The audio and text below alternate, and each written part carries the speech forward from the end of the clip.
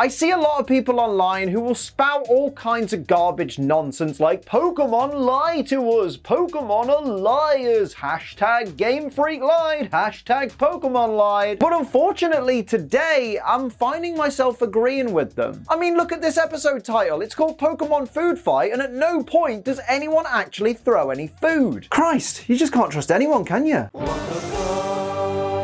Today's episode begins with the narrator telling us that Ash and friends have been stranded on this island for a week because there's a storm out at sea that's made it too dangerous to sail. This to me is a bit weird because at the end of the last episode, Ash said that they were on their way to the island's port, so you probably should have just stayed there until the waves calmed down. Or is this meant to be a different island altogether? I'm just saying, we're missing a lot of context here, lads. So here's a question. When you think of Pokemon food, what do you think of? Personally, if I think of a giant beast of a Pokemon like Gyarados or Charizard, I would imagine they'd eat some type of meat. Or maybe a smaller Pokemon like your Bulbasaurs or your Pikachus eat some kind of berries. But nope. According to Tracey's Pokemon training guide, Pokemon eat daisies. What kind of bollocks is that? Listen, Pokemon, we know you've got berries planned for Generation 2, and those games will come out only 3 months after this episode airs. So why even bother trying to convince us now that Pokemon eat flowers? Just have Tracey find some berries for God's sake. As it turns out, the flowers weren't growing from the ground. They were growing in the hair of this dunce, Gulzar, who claims to be the greatest grass-type trainer in the Orange Islands. He accuses Ash and friends of picking on him just because they're bigger than him. Mate, did you not just hear them blabbering on about needing food for their Pokemon and flowers being tasty for them? They didn't even know you existed. Talk about insecure, mate. Direct quote from Gulzar. Do you think just because I grow some flowers in my hair, you can come along and use my head as a snack bar for your hungry Pokemon, do ya?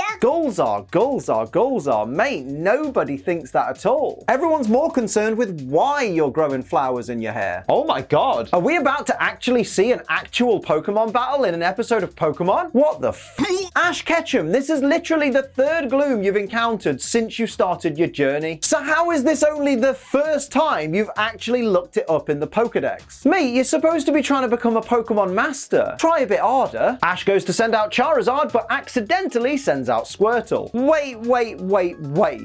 But how? Like I've been asking for over 100 episodes how Pokemon trainers can tell which Pokemon is in which Pokeball when all Pokeballs look identical. And now you're gonna tell me they just can't? So has everybody just been getting really lucky with their choice of Pokeball all this time? Answers on a postcard. Ash Ketchum gets his Squirtle to use Water Gun on a grass type. Because nothing says Pokemon Master quite like not knowing your basic type matchups. Ash returns Squirtle to its Pokeball and says, I'll show her. Ash mate, Gulzar's a boy. Ash Ketchum misgendering somebody. That's not very protagonistic. Ash then tries to send out Charizard again, but drops the Pokeball he's holding, which lands on a rock and cracks. Mate, how fragile are Pokeballs if they crack like this just from hitting a rock? And if they are this delicate to the point where they break when they come into contact with stone, how the hell do people catch Onyxes and Geodudes without breaking their Pokeball? It's revealed that this also wasn't Charizard's Pokeball, it was Snorlax's. So Ash could probably do with putting labels on his Pokeballs from this point on. But anyway, when Ash tries to return Snorlax to the Pokeball, nothing happens because it's broken. Mate, what has Ash done to this thing? He dropped it once and now it's completely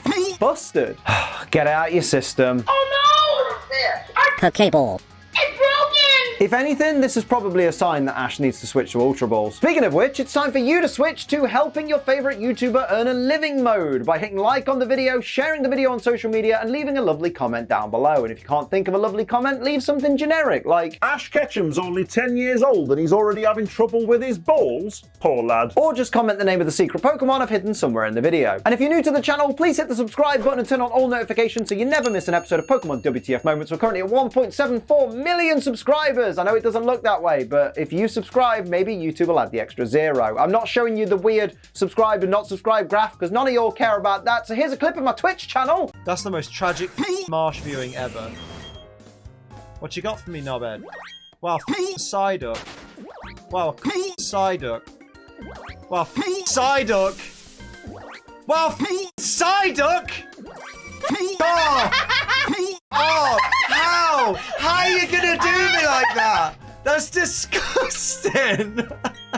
Go follow me on Twitch. It's free, and I want to see more of you in my streams because I like talking to you guys. It's really fun. Anyway, back to the episode. Ash can't get Snorlax to battle because it's asleep. Wait a minute. Doesn't a Pokemon being asleep automatically mean it's lost the battle? That's how it worked in the Pokemon League. Guess that means Ash lost. Gulzar's Gloom blasts Snorlax with a solar beam, which means either this Gloom is level 52, which seems unlikely because it barely damaged Snorlax at all, or TMs are canon. TMs are canon. Ash's Snorlax straight up tries to eat Gulzar's Gloom. Ash's Snorlax is in fact Queener from Final Fantasy IX. Confirmed. Well, actually, Liam, I think you'll find Lickitung looks more like Queener from Final Fantasy IX than Snorlax does. But that doesn't work for the joke, does it? Ash's Snorlax straight up tries to eat Gulzar. Oh, Christ. Is this turning into one of those anime? You know the ones I mean. Snorlax puts Gulzar's entire lunch trays in its mouth and eats only the food inside them before spitting the undamaged trays back out at Gulzar. Well, I guess we found someone more skilled with their tongue than I am. And if you don't get that one, you can ask Sophie.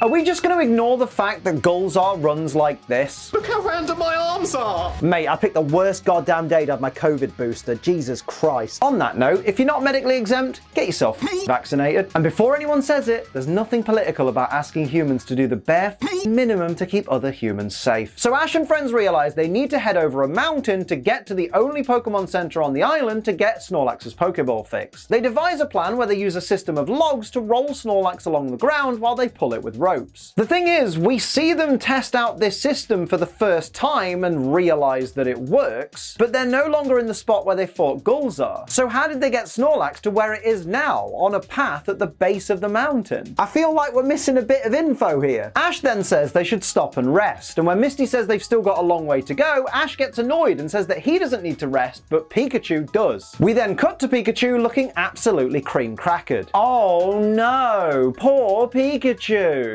If only he had a working Pokeball that he could go into for a short while whilst Ash and friends deal with a bigger, more important issue. Seriously though, trust Pikachu to try and become the center of attention when they're desperately trying to carry Snorlax across a mountain. What a diva. Tracey then comes up with, admittedly quite an ingenious idea, to lure Snorlax across the mountain using his last apple as bait on the end of a fishing line, and then proceeds to hover the apple over Snorlax's mouth so that Snorlax immediately eats it and renders the entire plan impossible. Tracey, mate, I'm trying my best not to despise you, but even with only 10 episodes left of you after this one, you're making it really difficult. Ash then dresses up as an apple to lure Snorlax across the mountain. You really do have to question the priorities of a group of people who didn't think to pack any extra food for their journey, but made a point to pack a human-sized apple costume. Oh wow, a cosplayer forgetting to eat? That never happens. Anyone who's ever cosplayed at a convention will know exactly what I mean. I've literally lost count of the number of times Sophie's been cosplayed at a convention, and she's been so busy with meeting people and photo shoots and stuff like that that she gets about 4 or 5 hours into the day and suddenly says, "Oh, do you know what? I've not eaten today. I've completely forgot." Tracey attempts to wake Snorlax by telling it they've got a snack for it, and when Misty tells Ash that he's the snack, Ash starts to panic. Ash, mate, have you not been paying attention? How have you only just realized that this is what the apple costume was for? Ash, mate, use your noodle. When Snorlax wakes up, its feet are the same color as its main body instead of beige. Come on, animators, how hard is it to get Snorlax's color scheme right? You've only been animating him for like the entire episode so far. So then Ash sprints off up the mountain with Snorlax in hot pursuit, and then Tracey decides to draw what he's seeing because he's so amazed that Snorlax can run so fast. Thing is, surely all Tracey can see now is the path and the trees, since Ash and Snorlax have already run about halfway up the mountain, so there's no way Tracey would see them after all those twists and turns. Plus, he's not even looking at the paper, so he's probably just scribbling a huge mess on the page. Tracey is a twat.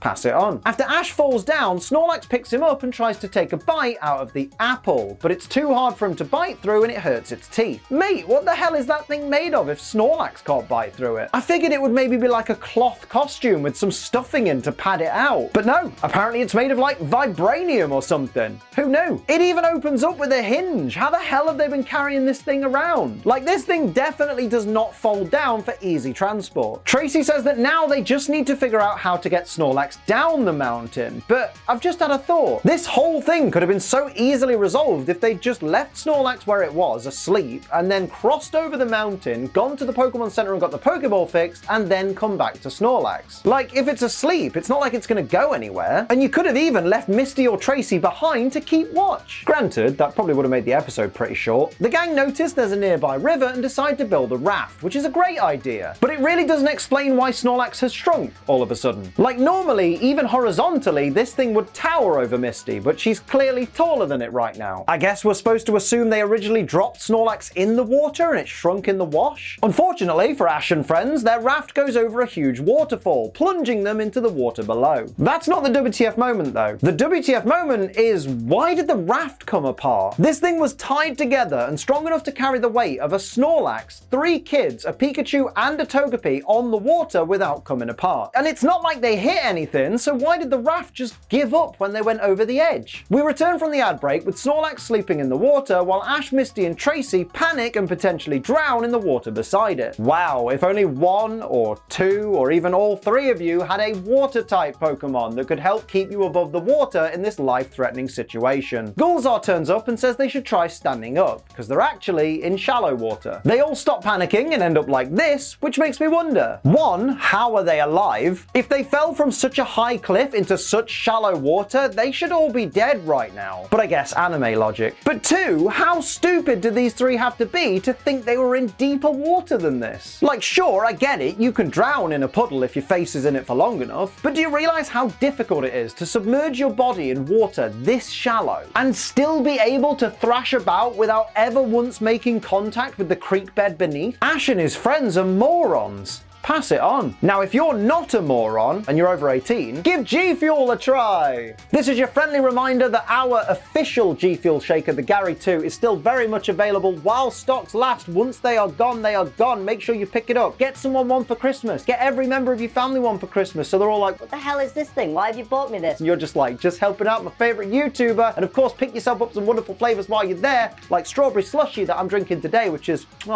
absolutely beautiful.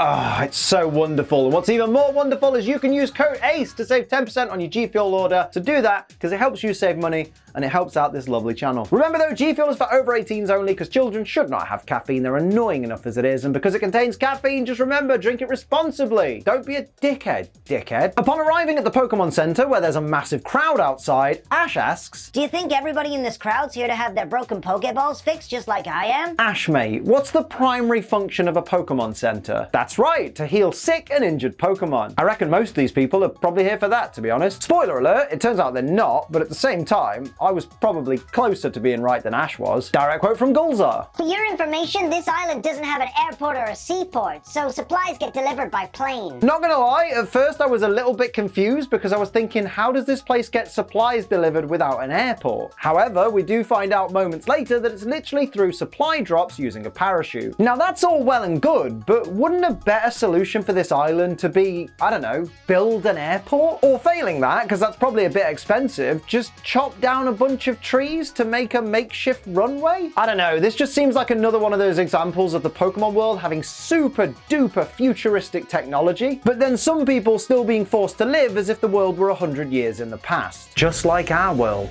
So all the people here are waiting for a shipment of Pokemon food to arrive, which is behind schedule. And when Nurse Joy tells them the shipment left Valencia Island this morning, they all smile and rejoice. And honestly, out of everything that I've seen in Pokemon, this is the most unrealistic thing I've ever seen. Have you ever seen the general public react to a delay? If something's delayed and you say, don't worry, the shipment left this morning, you don't get met with smiles. You get met with, well, why didn't it leave yesterday? Why have I been kept waiting? Like seriously, I was half expecting these people to demand extra Pokemon food as compensation. Team Rocket turn up and steal the crate of food before it can land, using this Meowth mech suit worn by, well, Meowth. Not even a WTF moment, to be honest. I just think the mech suit's really cool. And to be honest, I wouldn't have minded if Meowth would have actually used this mech suit permanently going forward. Like, imagine if he'd used it to allow himself to battle more effectively and then over the course of the series become like an actual threat with it. Team Rocket offered to give the food back in exchange for just Ash's Pikachu, and the crowd instantly turn and glare at Ash as though they expect him to give up Pikachu. Mate, you lot outnumber Team Rocket like 50 to 1. Why not just battle them to get the food back? Well, actually, Liam, maybe these people don't have Pokemon they can use, since not everybody in the Pokemon world is a Pokemon trainer. Mate, they're waiting at the Pokemon Center for Pokemon food to feed their Pokemon. They are definitely all trainers. I'm just so surprised that such a large group can be so collectively stupid. Oh no, wait, transphobes exist. When Meowth challenges Ash to a battle, we get this direct quote from Ash. I don't know. I've never had a battle against a Pokemon in a can before. What are you talking about? Have you forgotten about the countless Team Rocket mechs you've destroyed over the past 100+ episodes? Not to mention the Gyarados and Magikarp subs that definitely also count. Ash Ketchum has a terrible memory. Confirmed. Pikachu's Thunderbolt is useless against the Meowthinator, as they're calling it, because its whiskers and tail act as a lightning rod, rendering it immune to electric type attacks. Man, Team Rocket should really remember this and implement it into every future mech they make. But who's willing to bet they won't? Direct quote from Ash. It's not fair. No Pokemon can win against that thing. Oh, come off it, mate. You've only tried using Thunderbolt. I'm pretty sure Charizard's flamethrower could make quick work of this. But of course, this episode isn't about Charizard, is it? Suddenly, Snorlax turns up and has an orange glow in its eye. And if you were like me and thought, oh, sick, we're gonna see that classic Snorlax Hyper Beam coming from its eyes, you'd be wrong. Well, partly right, partly wrong. You'll see in a minute. So apparently, out of nowhere, Ash's Snorlax is super nimble and can dodge attacks effortlessly. I guess they really wanted to push the don't judge a book by its cover narrative in this episode. And apparently that means you can't judge a Pokemon by its base stats either. The Meowthinator's ultimate attack, the Turbo Body Slam, simply fires Meowth at Snorlax. Mate, what's the point of a mech's ultimate attack if it doesn't even use the mech itself? That's the dumbest thing I've ever seen. Credit where it's due. Tracey seeing Meowth get stuck in Snorlax's belly and then fired back out at Team Rocket and saying, Snorlax won that round with naval power, gave me a genuine chuckle. And that is rare for Tracey, so it does count as a WTF moment. Snorlax begins getting ready to use Hyper Beam, and then Ash tells Snorlax to use Hyper Beam. Ash, mate, it already is. Pay attention. Snorlax's Hyper Beam comes from its mouth rather than its eyes. This is what I was on about before. It's super lame. Oh no, wait, I've just realized. It fires Hyper Beam from its eyes in Pokemon Origins, whereas in the regular anime, it always fires it from its mouth. Man, I really wish we'd gotten more than 4 episodes of Pokemon Origins. That way they wouldn't have had to skip over so many important battles. After Team Rocket blast off, Ash runs over to Snorlax to thank it with a big hug. And of course, Snorlax runs past Ash to get to the crate of food. Ash, mate, why were you even surprised? When has Snorlax ever given you the impression that it gives a toss about anything other than food or sleep? In the next scene, Nurse Joy returns Snorlax's now repaired Pokeball to Ash. We don't get to see how it was fixed, mind you. We're just left to assume that not only is Nurse Joy a hard-working nurse in a frankly understaffed Pokemon hospital, not to mention she's also practically an innkeeper, a biological researcher, and a retailer, but also a bloody Pokeball engineering expert as well. Joy, mate, you really need to hire an apprentice. Gulzar says it'd be a great honor to battle Ash again someday. Okay, cool, but why not now? Like, you're busy. So those are my WTF moments for Pokemon Season 2, Episode 27, Pokémon Food Fight. Let me know your favorites and any that I missed down in the comments below. Don't forget to like, share, and subscribe. Head to twitch.tv/AceTrainLiam for all of my live streams, and go to GFuel.com, get yourself some GFuel, get the Gary 2 shaker while you're there, that's our shaker, and of course, use code ACE to save yourself 10%. But until next time, I'm Ace Trainer Liam. Keep on training.